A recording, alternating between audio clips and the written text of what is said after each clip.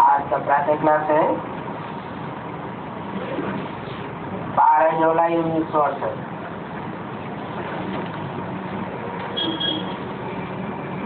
अभी रूहानी बच्चे क्या कर रहे थे?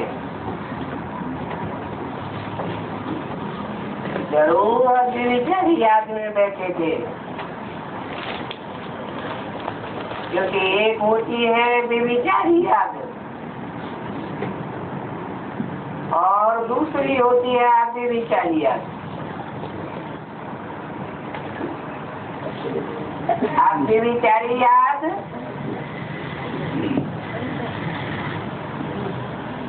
और बेविचारी याद अर्थात भक्ति। भक्ति जब पहले शुरू होती है तो सभी शिव की पूजा करते हैं।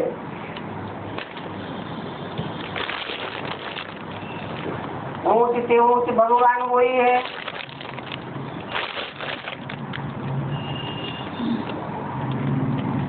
जो बाप भी है, शिक्षक भी है, जैसे पढ़ाते हैं। और क्या पढ़ाते हैं? मनुष्य से देवता बनने की पढ़ाई पढ़ाते हैं।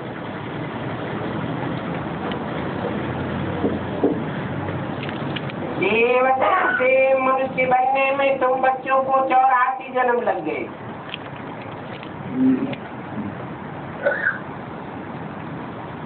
और मनुष्य से देवता बनने में 1 सेकंड लगता है। ये तो बच्चे जानते हैं। अभी हम बाप की याद में बैठे हैं।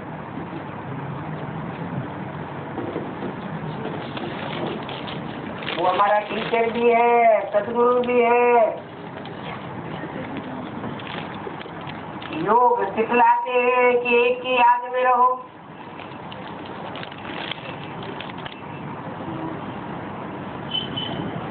वो है ऊंचे से ऊंचे भगवान।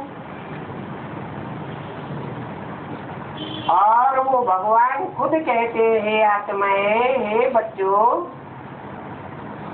अभी देह के सभी संबंध छोड़ दो, क्योंकि देह की दुनिया ही छोड़ देनी है।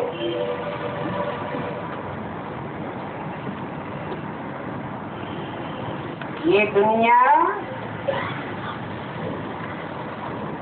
5 तत्वों से समन्वित है। अभी इन 5 तत्वों से परे आत्मा को वापस जाना है।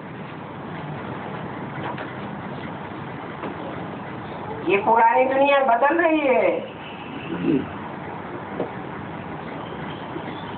5 तत्व भी पुराने हो गए हैं। तमो प्रधान दुखदायी तत्व है। तो अभी यहाँ रहना नहीं है।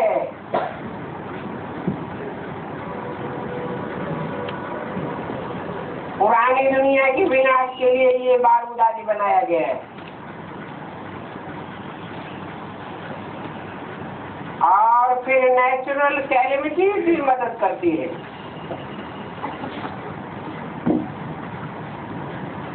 तो समझो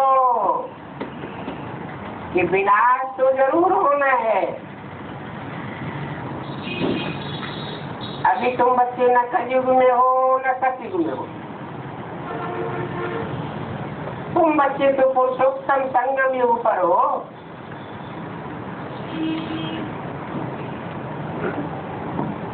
अभी तुम्हारी आत्मा ये जानती है कि हम अभी लौट रहे हैं। इसलिए बाप कहते हैं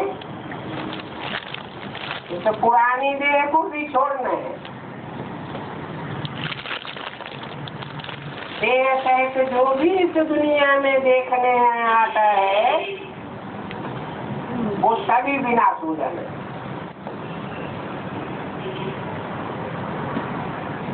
ये शरीर भी खत्म होना है। अभी हम आत्माओं को घर लौटना है, क्योंकि घर में लौटने बगैर नई दुनिया में नहीं आ सकते।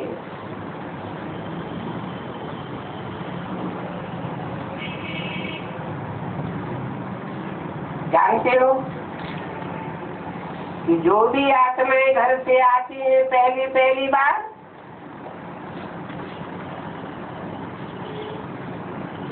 वो समझेंगी कि हम नई दुनिया में ही आते हैं।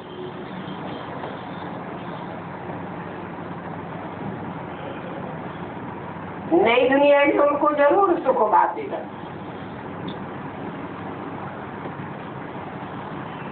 अभी तुम पुरुषोत्तम संघ में ऊपर बैठे हो,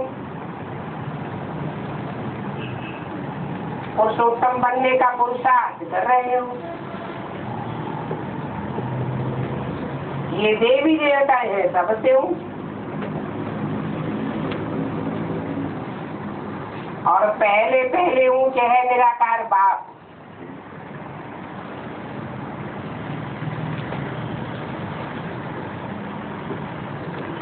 ऊंच और नीच की बात इस दुनिया की ही है।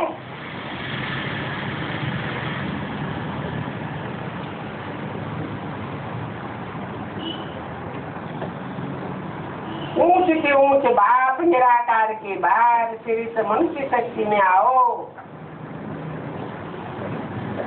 तो इसमें ऊंचे के ऊंचे हैं देवताएं, और वो देवताएं भी मनुष्य हैं, परंतु हैं तो दैवी गुण वाले। वही देवताएं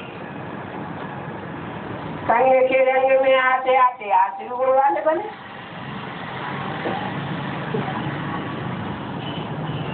अभी फिर आसुरी गुणों से दैवी गुणों में जाना पड़े। तुम बच्चों को ही जाना है, तुम बच्चे ये पढ़ाई पढ़ रहे हो, या आसुरी गुणों से दैवी गुणों में कैसे जानेंगे? ये बात तुम औरों को भी पढ़ाते हो, समझाते हो। सिर्फ बाप का ही मैंने मैसेज देना है। वेद का बाप वेद का वर्षा देने आया है। अभी हद के बाप का वर्षा पूरा होता है। हद के वर्षे का मुद्दा आधा कल्प अभी पूरा हुआ, अर्थात भक्ति पूरी हुई। ये रावण राज्य पूरा होने का है, और ये बात बच्चे ही जानते हैं कि हम रावण राज्य में बैठे हैं। बाप ने समझाया है कि 5 विकार रूपी रावण की जेल में सभी मनुष्य हैं, और इस जेल में सभी दुख ही उठाते हैं। जेल में तो रूखी सूखी रोटी मिलती है, गंद से बहुत खिलाते। नंबर 1 गंद तो है बाहर खाना। नानक ने भी इसी के लिए कहा है, असंख्य चोर हरामखोर। और वो लालच आए तो है कलयुग के समय में ही, वो भी शिक्षा देते हैं। दुनिया में क्या लगा पड़ा है, सभी हरामखोर आसुरी मनुष्य हैं। उन आसुरी मनुष्यों को देवी देवता बनाने के लिए बाप को आना पड़ता है। बाप के सिवाय मनुष्य को देवी देवता कोई बना ही नहीं सकता।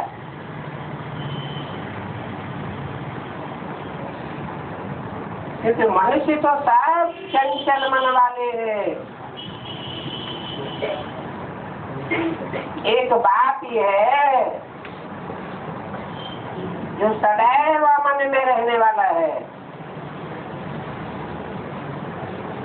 वो ही मन को कंट्रोल करना सिखाता है।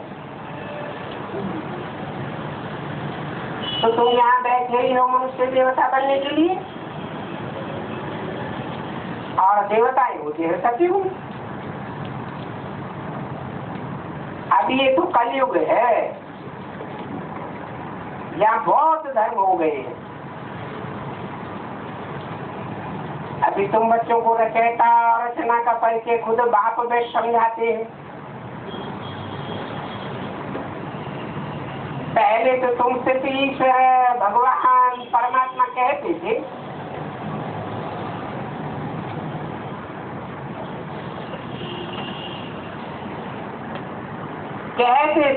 परंतु जानते तो नहीं थे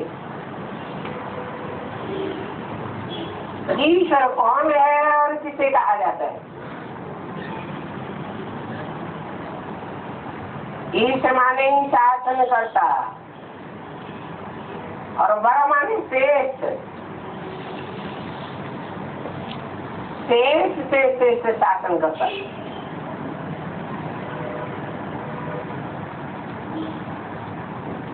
दुनिया में एक ही नारायण है, जिसकी शास्त्रों में भी कोई ग्लानि नहीं है, और उन नारायण को ऐसा शासन करता बनाया किसने? एक ऊंचे से ऊंचे बाप ने। तुम यहाँ बैठे ही हो मनुष्य देवता बनने के लिए।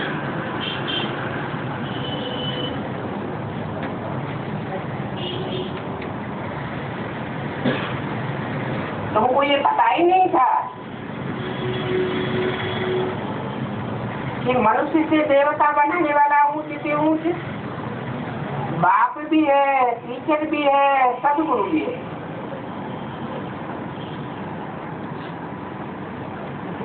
उसे एक कोई सदगुरु कहा जाता है, बाकी गुरु तो ढेर है।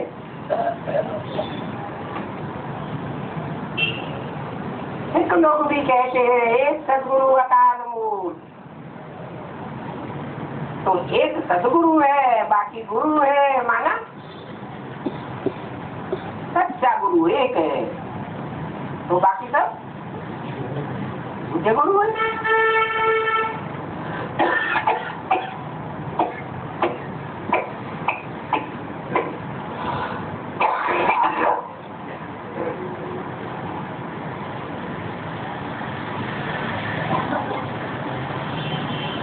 अब तुम जानते हो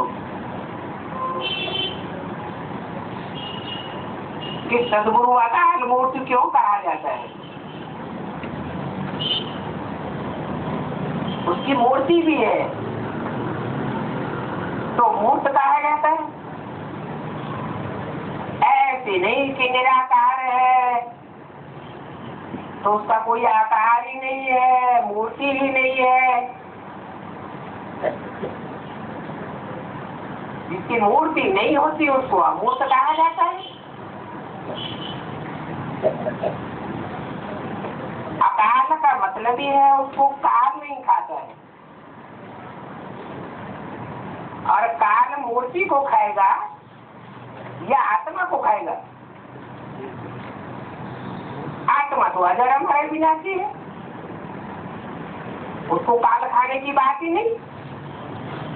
तो जब अकाल मूर्त कहा जाता है तो साबित होता है कि वो ऐसी मूर्ति है जिसको विनाश के काल में, महाविनाश के समय में भी कोई काल कवलित नहीं कर सकता।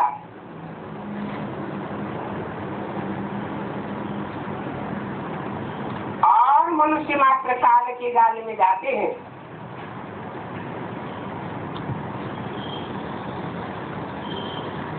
तुम ये भी जानते हो कि तुमको आत्मा और जीवात्मा कहा जाता है, परंतु वो अकाल मूर्त इस शरीर रूपी तख्त पर बैठा हुआ है। हाँ, वो वैसा जन्म नहीं लेते हैं जैसा तुम लेते हो।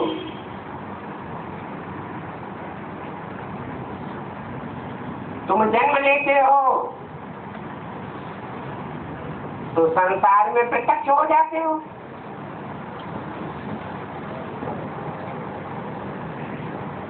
वो अलौकिक जन्म लेता है, वो भी प्रत्यक्ष होता है, पहले अप्रत्यक्ष होता है।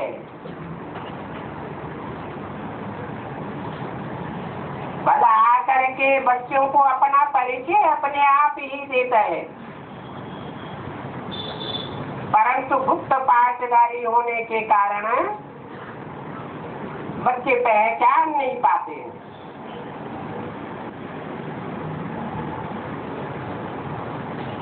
वो अकाल मूर्त आत्मा यहाँ विराजमान है।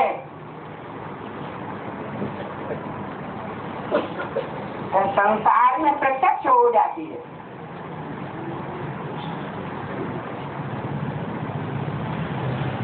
वो सुप्रीम सोल इन सभी आत्माओं का बाप है। तुमको भी कहा जाता है अकाल मूर्त,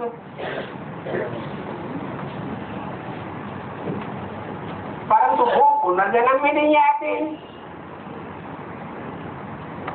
तुम्हारी आत्मा तो जन्म पुनर्जन्म लेती रहती है। वो कहते मैं आता ही हूँ कल्प के संगम युग पर, अर्थात जब भक्ति मार्ग की रात पूरी होती है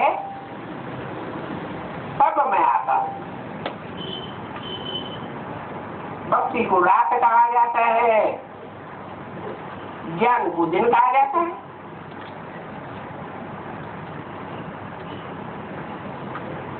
ज्ञान का प्रकाश होता है तो दिन हो जाता है।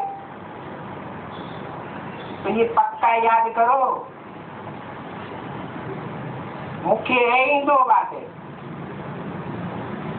अलग बाप और वे बादशाही।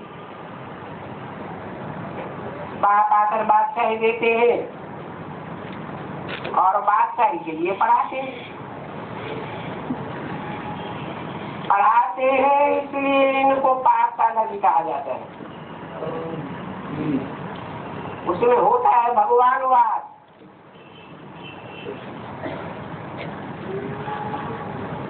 अगर वो भगवान कोई की बुद्धि में कृष्ण के रूप में आता है, कृष्ण कहो, दादा लेखराज ब्रह्मा कहो, अगर उस रूप में गीता का भगवान सामने आता है तो वो भगवान तो है ही नहीं। भगवान आते हैं तो पुरानी दुनिया को बदल कर नई दुनिया बना कर जाते हैं।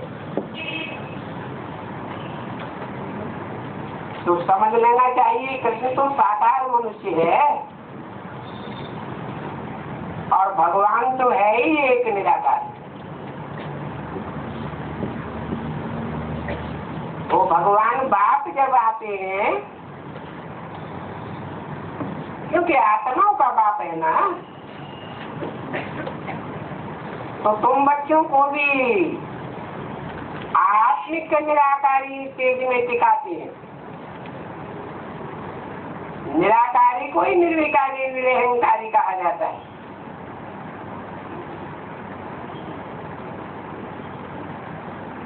वो एक ऐसा निराकार है जो सदैव ही निराकारी स्टेज में रहने वाला है, और तुम तो पुरुषार्थ करने पर निराकारी बनते हो।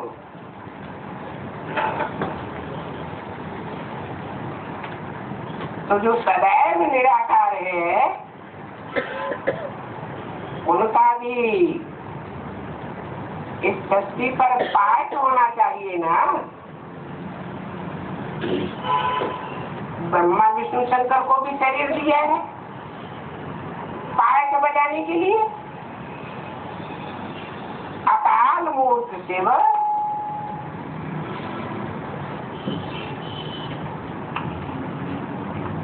उनको तो शरीर नहीं है, बल उनका अपना शरीर नहीं है, परंतु पाठ बजाने के लिए शरीर तो चाहिए ना।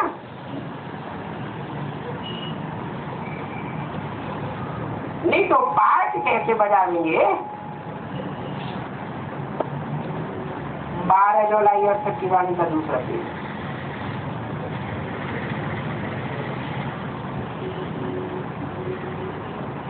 भक्ति मार्ग में त्रिमूर्ति तो बनाते हैं, उसमें मुख्य शिव बाबा को नहीं डालते हैं। इसको किसको डालते हैं?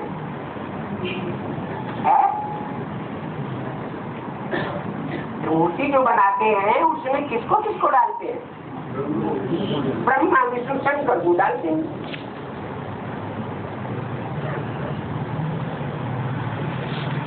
तो शिव को अगर डाला ही नहीं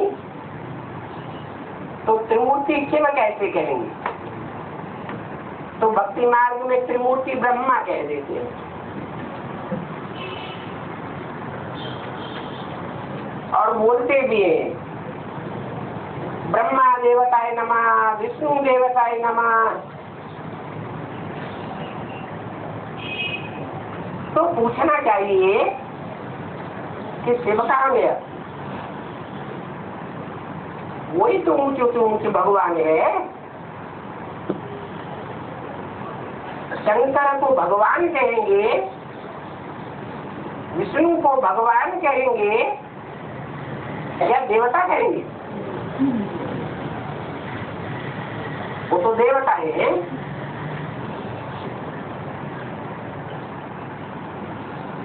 और देवताओं को तो दुनिया की सारी जेंट्री तो याद नहीं करती है। क्रिश्चियन लोग, मुसलमान लोग, पारसी लोग देवताओं को याद करते हैं क्या? नहीं करते। और भगवान को है? भगवान को तो सारी दुनिया याद करती है। ऐसा कोई मनुष्य नहीं होगा, न भक्ति मार्ग में कोई ऐसा मनुष्य हुआ है जो भगवान को याद न करता हो।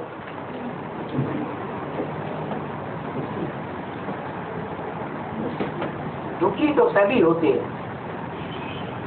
और दुख में ही सभी को पाते हैं भगवान। हे लिबरेटर, ओ गॉड फादर, क्योंकि वो बेहद की आत्माओं का बाप है, जरूर बेहद का सुख देगा। वो हद के बाप होते हैं, वो भी हद का सुख देते हैं।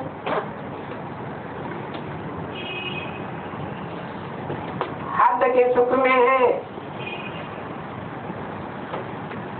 तो भी आत्मा बेहद के सुख देने वाले बाप को याद करती है।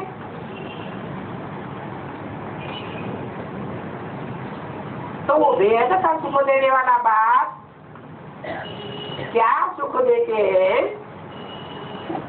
इस बात का कोई को पता नहीं है। बाकी याद तो जरूर करते हैं ना, याद करते हैं। इसका मतलब कि जरूर पहले कुछ प्राप्ति की है और ऐसी परिप्राप्ति भगवान बाप से की है जो दुनिया में और कोई मनुष्य से प्राप्ति नहीं हुई। इसलिए बाप आते तो कहते हैं बच्चों, अगर ऐसी बेहद की प्राप्ति करनी है संग तोड़े तो बाप को याद करो। आत्मा में सुख के संस्कार होते हैं तो सुख के लिए याद करती है। ये भी बाप ने बताया है, तुम देवी देवता बन नई दुनिया में रहते हो, वहां तो अपार सुख। उन अपार सुखों का अंत नहीं पाया जाता है। अभी तुमको थोड़ा ही पता पड़ेगा कि वहां कैसे कैसे सुखी होते हैं। हाँ, समझते हो कि नई दुनिया में जरूर सुखी सुख होगा। ये भी जानते हो नए मकान में सुख होता है, पुराने मकान में दुख होता है। तो ये भी सच्ची रूपी मकान है। बाप जब आकर इस सच्ची रूपी मकान को नया बनाते हैं तो उसमें सब सुखी ही सुखी रहते।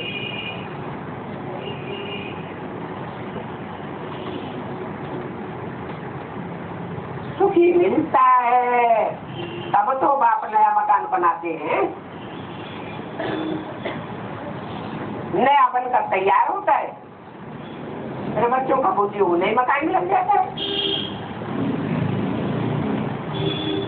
क्या नए मकान में बुद्धि कब लगता है? अभी तो लगाना पड़ता है, लेकिन ऑटोमेटिक कब लगता है?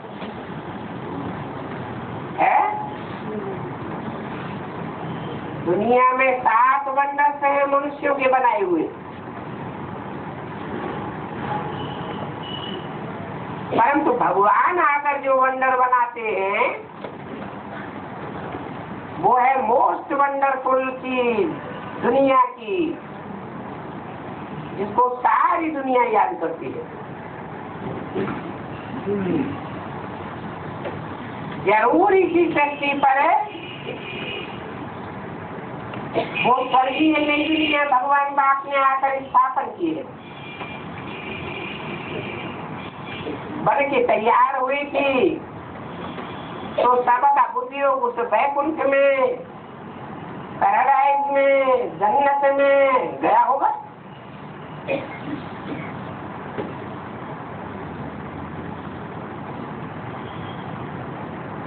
हज में भी बाप मकान बनाते हैं तो बच्चों का बुद्धि योग नए मकान में लग जाता है। वो तो हद की बात है। अभी बेहद का बाप नई दुनिया बनाए रहे, पुरानी दुनिया का विनाश होना है। जो कुछ भी इन आंखों से देखते हो वो सब कब्र दाखिल होता है। अभी परिस्थान स्थापन हो रहा है।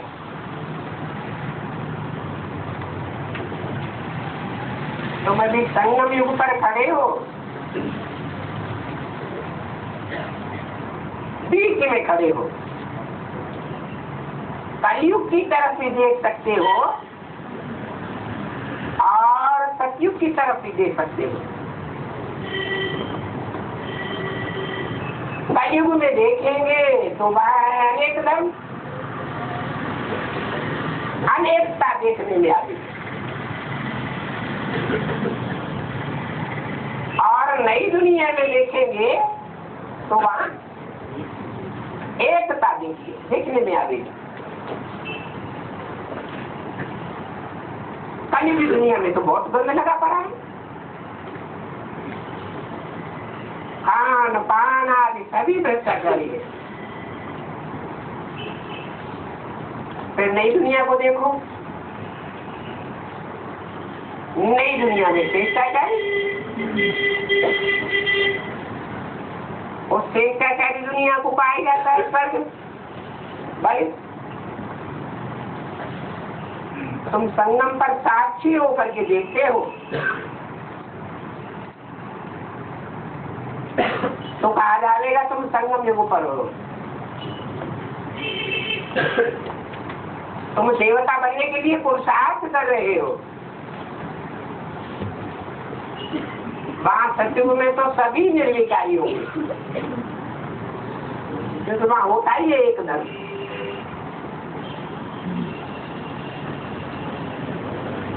प्रदर्शनी में अथवा म्यूजियम में कोई आते हैं तो वहाँ भी तुम उनको संगम पर खड़ा कर दो,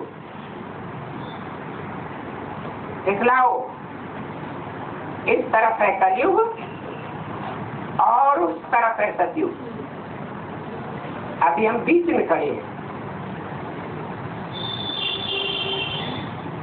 यहाँ तुम जानते हो कि बाप संगम पर बैठने दुनिया स्थापन कर रहे हैं। वहाँ तो बहुत थोड़े मनुष्य होते हैं। नई दुनिया में जब थोड़े मनुष्य होंगे तो पुरानी दुनिया के इतने मनुष्यों का क्या होगा? जरूर इतने सभी वापस जाने। नई दुनिया में और कोई भी धर्म वाला नहीं आता है, तो तुम ही पहले आते हो।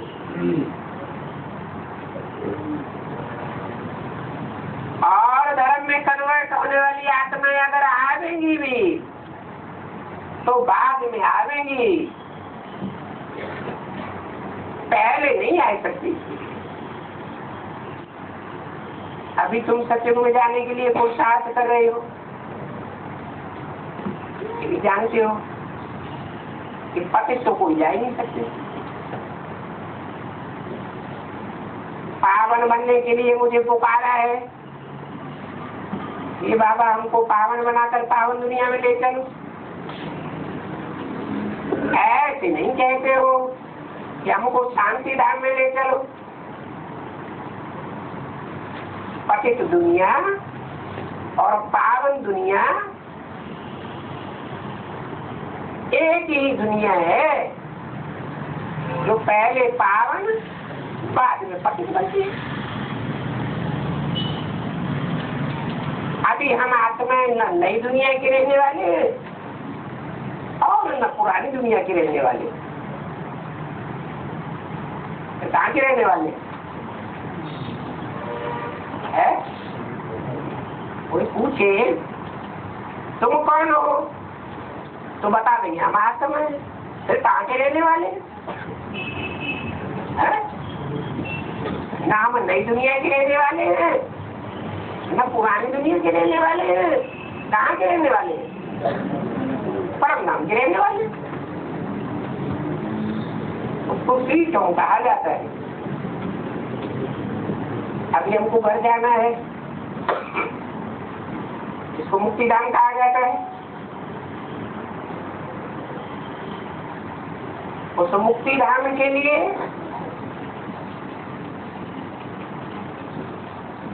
सन्यासी शिक्षा देते आए हैं। क्या सन्यासियों का कहना है कि स्वर्ग के सुख काग विस्ता समान, वो सुखों की दुनिया को जानते ही नहीं है।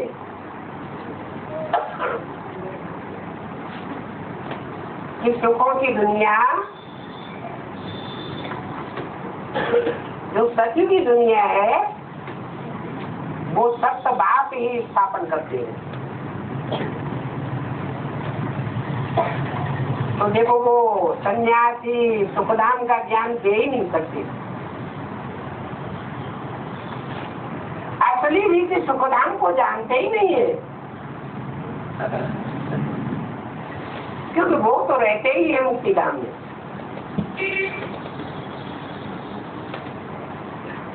तो वो जीवन मुक्ति का तो ज्ञान दे ही नहीं सकते।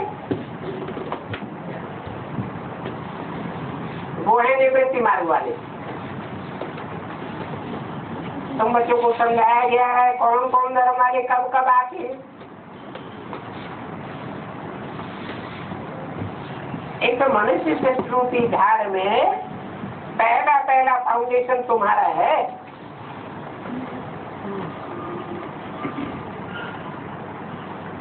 तो फाउंडेशन में बीज को कहा जाता है वृक्षपति।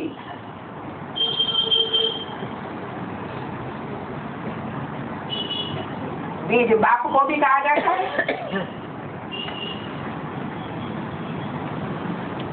वो बाप भी है, मनुष्य शिष्य रूपी झाड़ का वृक्षपति भी है। तुम जानते हो बीज का एक दाना बोया जाता है, उससे फिर कितनी वृद्धि हो जाती है। तो बाप कहते हैं मैं वृक्षपति ऊपर में निवास करता हूँ। माना वृक्षपति कौन से वृक्ष का पति है? मनुष्य शक्ति रूपी वृक्ष का पति। नहीं तो आत्माओं का तो पति होता ही नहीं। क्या होता है? आत्माओं का तो बाप होता है, दूसरा कोई संबंध आत्माओं का नहीं है। वो आत्माओं का बाप जब मनुष्य शक्ति के बाप में प्रवेश करता है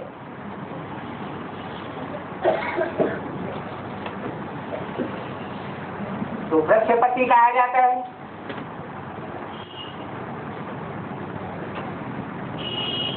और वृक्षपति साकार में हुआ या निराकार में हुआ? साकार हुआ।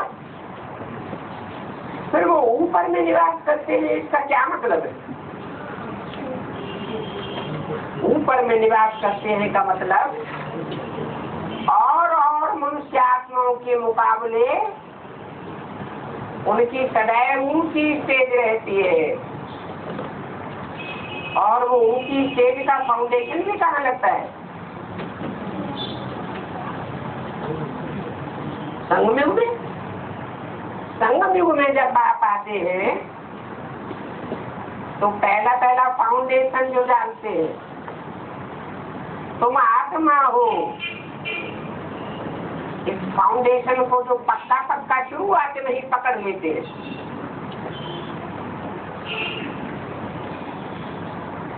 तो उनके 84 जन्मों की बिल्डिंग अच्छी बन जाती है, पावरफुल।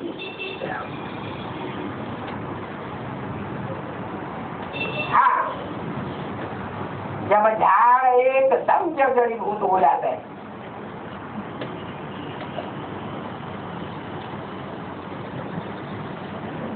तब मैं आता हूँ।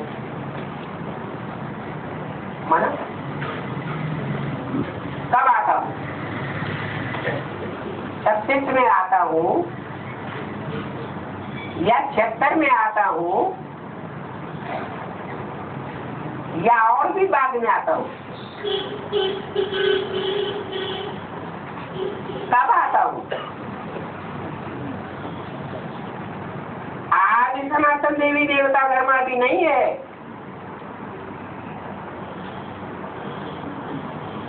छत्तीस में भी नहीं कहेंगे, 68 में शरीर छोड़ा, ये वाणी जब चल रही है तब भी नहीं कहेंगे। 76 में कहेंगे,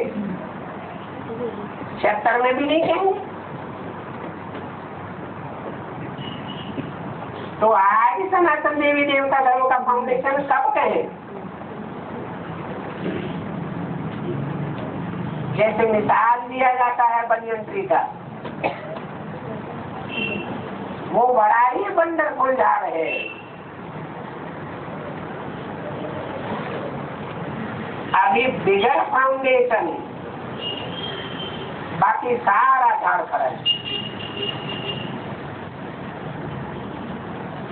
और दुनिया में कोई भी ऐसे झाड़ नहीं होते, नीम का हो, आम का हो, कोई भी दूध वाले वृक्ष का हो, कोई भी झाड़ ऐसा नहीं होता है जैसा ये झाड़ है, इस वेद के झाड़ में अभी देखो तो आज सनातन देवी देवता धर्म है ही नहीं।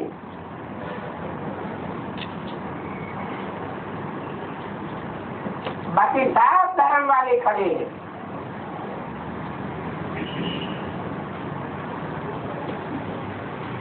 देवी देवता सनातन धर्म का झाड़ दिखाई नहीं देता।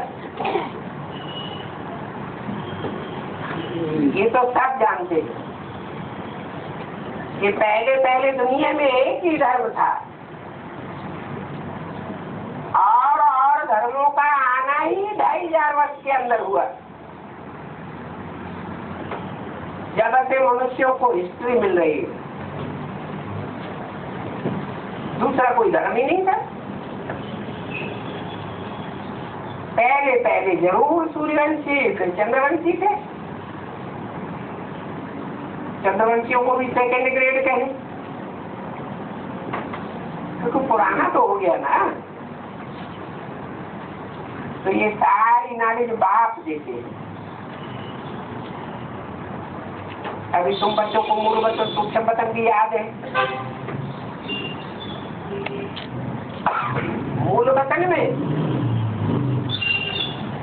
जरूर आत्माएं अपने मूल रूप में रहती है,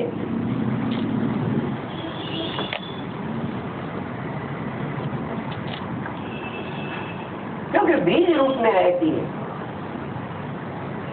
जैसे बीज में सारा झाड़ समाया हुआ है,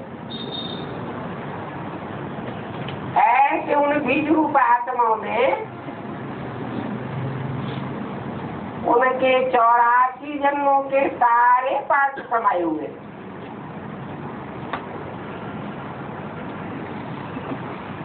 फिर सूक्ष्म पतंग भी है, और हम सूक्ष्म वतन के निवासी हैं, मूल वतन के निवासी हैं या साकार वतन के निवासी हैं? हम कहाँ के वासी हैं? आत्मिक रूप में तो हम मूल वतन के वासी हैं। साकार रूप में तो साकार दुनिया के भी वासी है। इसके दो रूप है, सुखधाम और दुखधाम। परंतु हम प्रैक्टिकल में स्थूल शरीर को त्याग करके सूक्ष्म शरीर धारण नहीं करते। और धर्म वाले स्थूल शरीर को त्यागते हैं और सूक्ष्म शरीर भी धारण करते हैं। उस लिस्ट में कौन कौन से धर्म आते हैं?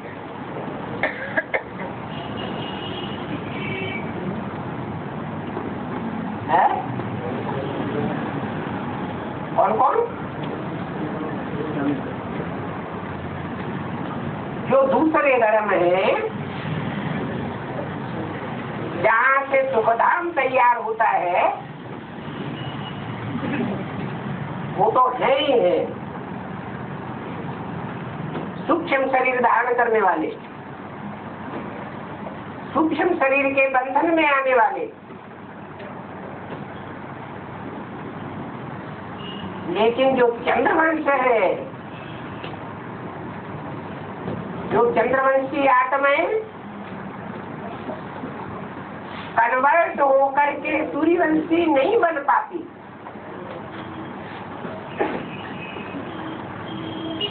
वो भी अपना स्थूल शरीर छोड़ करके सूक्ष्म वतनवासी बनती है, सूक्ष्म शरीर धारण करती है। जैसे मिसाल किसका देंगे?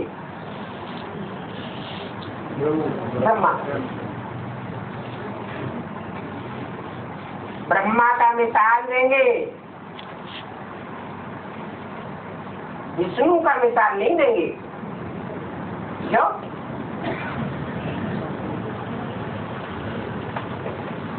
क्योंकि जो विष्णु रूप में पायक बजाने वाली वैष्णवी शक्ति है वो बल पहले चंद्रवंशी है। ज्ञान चंद्रमा ब्रह्मा के कुल को फॉलो करने वाली है। परंतु जैसे ही सत्य बाप का सत्य ज्ञान मिलता है तो वो अपने को चेंज कर लेती है, सूर्यवंशी बना लेती है।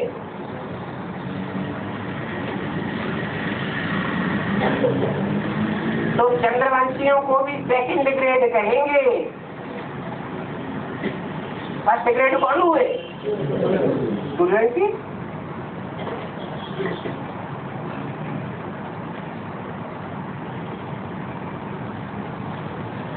तो हम मूल वतन से यहाँ साकार वतन में पायक बजाने आते हैं। और तुम बच्चे हो ऑलराउंड पार्ट बजाने वाले, पूरे 84 का पार्ट बजाने वाले।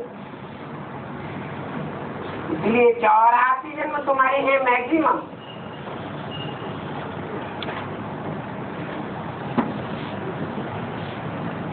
फिर और धर्म वाले आते हैं जिनके नंबरवार कम जन्म होते हैं। मिनिमम होता है 1 जन्म। मनुष्य लोग कह देते हैं 84 लाख जन्म, और 84 लाख जन्म कैसे होंगे वो भी समझ नहीं सकते। बाप आकर हमको समझाते हैं कि 84 जन्म तो तुम लेते हो। पहले पहले मेरे से तुम बिछोड़ते हो।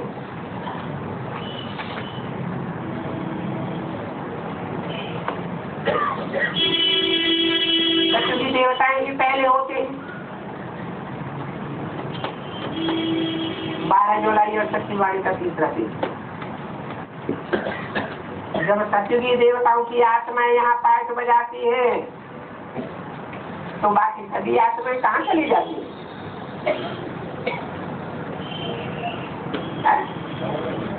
परमधाम चली जाती है। इस बात को तुम बच्चे जानते हो कि बाकी इतनी जो भी आत्माएं हैं वो सब शांति धाम में रहती है। तो शांति धाम अलग हुआ,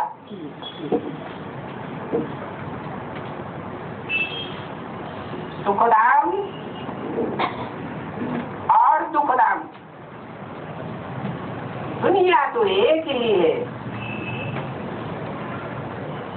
परंतु नई दुनिया है तो सुखधाम कहा जाता है, पुरानी हो जाती है तो दुखधाम कहा जाता है।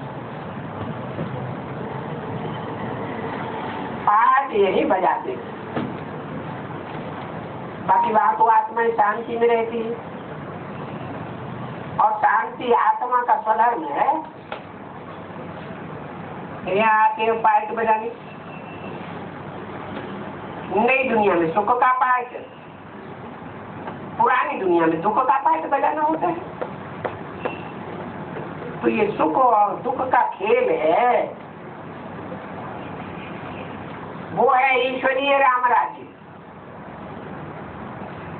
दुनिया में कोई भी मनुष्य ये नहीं जानते ये शक्ति चक्र कैसे करता है। न रचयिता को जानते हैं, न रचना के आदि मध्यंत को जानते हैं। इसलिए सभी को कहा जाता है नास्तिक। पर कोई भी सन्यासी हो, उदासी हो, तुम्हारे पास आवे या तुम उनके पास जाओ, बोलो रचयिता और रचना का परिचय दो, तो वो तो कह देंगे सर्वव्यापी है। बड़ी ग्लानि कर दी। परमात्मा 24 अवतार लेते हैं, कच्छ अवतार, मत्स्य अवतार, वाराह अवतार, क्या क्या बातें सुनाई देती। कहेंगे 84 लाख योनियां हैं, उन 84 लाख योनियों में मनुष्य को भ्रमण करना पड़ता है। बाप कहते हैं ये सभी कुछ रंग है। तुम्हारा ज्ञान कोई शास्त्रों का ज्ञान नहीं है। वो शास्त्रों का ज्ञान सभी भक्ति मार्ग के शास्त्रों का है। ज्ञान का शास्त्र कोई होता ही नहीं है।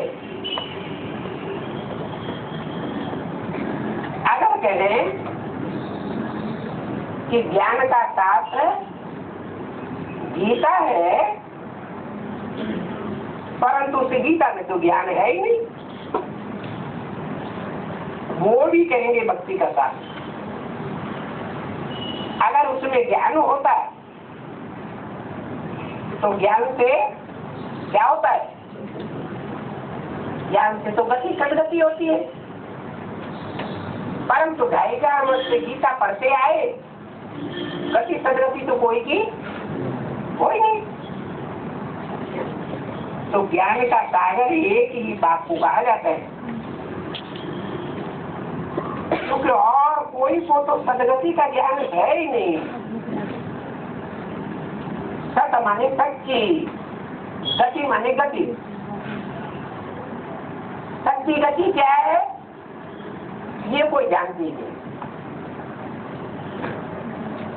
समझते हैं कि आत्मा देह के बंधन से हमेशा के लिए छूट जाए, ये सदगति है।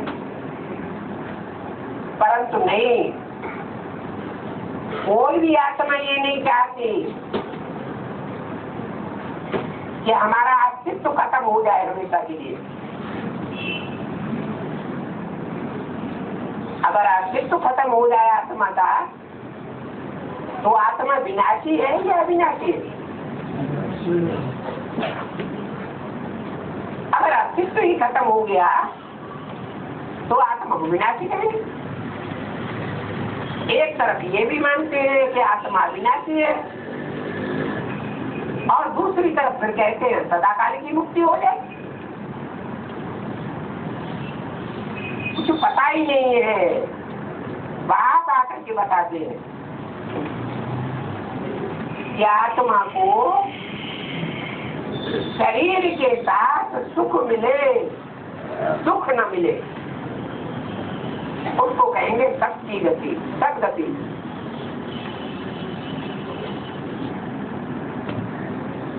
तो ज्ञान का सागर एक ही बात है। रचयिता और रचना के आदि मध्यम का ज्ञान शास्त्र तो है ही नहीं, मैं सुनाता हूँ। फिर ये ज्ञान प्राय लोग हो जाता है।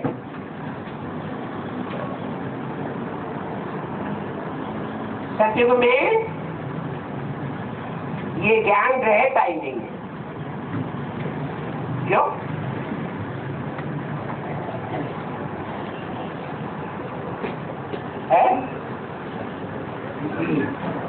सत्युग त्रेता में अगर ये ज्ञान होता तो द्वापर युग में भी शास्त्रों में आ जाता। तो सत्युग त्रेता में ये ज्ञान क्यों नहीं रहता?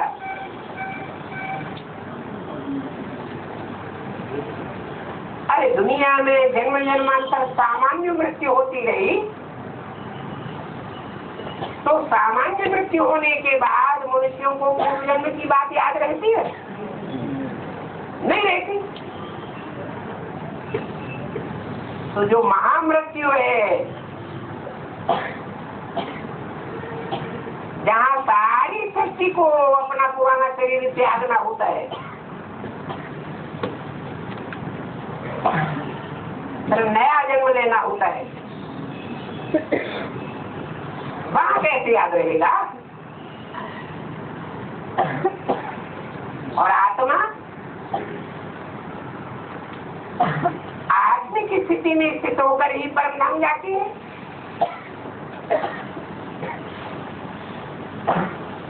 तो परम धाम में बैठने वाली आत्मा मनन चिंतन मंथन में रहती है क्या? नहीं रहती है। वो इस सृष्टि पर भी पहली बार जब आती है तो निराकारी स्टेज में होती है। इसलिए हर मनुष्य आत्मा, चाहे देव आत्मा हो, चाहे कोई भी धर्म की आत्मा हो, पहले जन्म में आत्मिक स्थिति पक्की होने के कारण सदगति महसूस करती है, सुख महसूस करती है, क्योंकि मन चलायमान नहीं होता है, आत्मा स्थिर होती है। बाद में संग के रंग में आते आते आत्मा चलायमान हो जाती है। 5 तत्वों से बने हुए शरीरधारियों का संग का रंग लगता है और चलायमानी बढ़ती जाती है। सतयुग त्रेता में जो भी मनुष्य मात्र हैं, जिन्हें देवता या प्रेमी देवता कहा जाता है, वो सब आत्मिक स्थिति में रहने वाले, बीज रूप स्टेज में रहने वाले हैं। इसलिए सब सुखी रहते, सब गति का अनुभव करते हैं।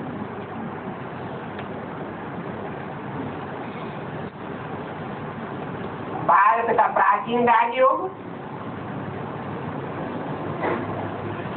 उसका कोई भी पुस्तक नहीं है, कोई के पास अहम ऑब्जेक्ट है ही नहीं। हाँ, नाम रख देते हैं गीता पाठशाला या वेद पाठशाला, परंतु उस गीता पाठशाला में या वेद पाठशाला में अहम ऑब्जेक्ट क्या है, वो कोई कुछ पता नहीं। तो ये वेद शास्त्र सभी रचना है, गीता की रचना, और रचना से वर्षा नहीं मिल सकता है। वर्षा तो मिलता है रचयिता बाप से, और वो रचयिता बाप साकार होता है, ये निराकार है। दुनिया भी साकार, मनुष्य सृष्टि भी साकार, तो उसका रचयिता भी साकार, और उसकी पहचान सिर्फ संगम युग में ही होती है। सतयुग में, त्रेता में, द्वापर में, कलयुग में, कोई भी 84वीं जन्म में रचयिता बाप की कोई को पहचान ही नहीं होती। तो रचयिता से वर्षा कैसे पाएंगे?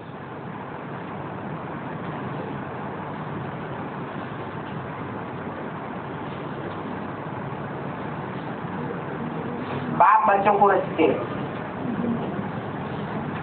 ऐसे तो हर एक मनुष्य क्रिएटर है अपने बच्चों का। वो होते हैं हद के ब्रह्मा, और ये है वेद का ब्रह्मा।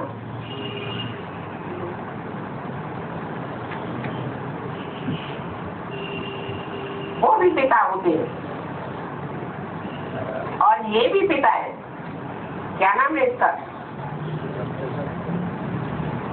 प्रजापिता ब्रह्मा। वो है निराकार आत्माओं का पिता, और वो है लौकिक पिता।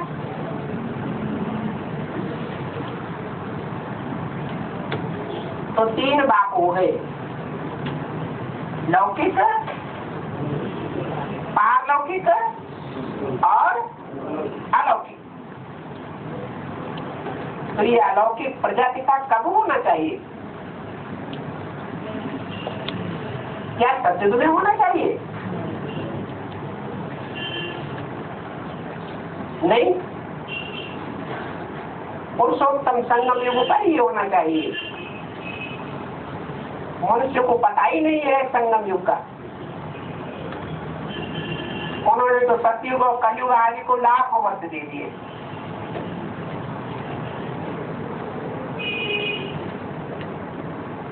बाकी समझाते हैं 1250 वर्ष का युग होता है। शास्त्रिका होती है ना, सभी युगों की आयु बराबर होती है। तो 84 जन्मों का हिसाब चाहिए।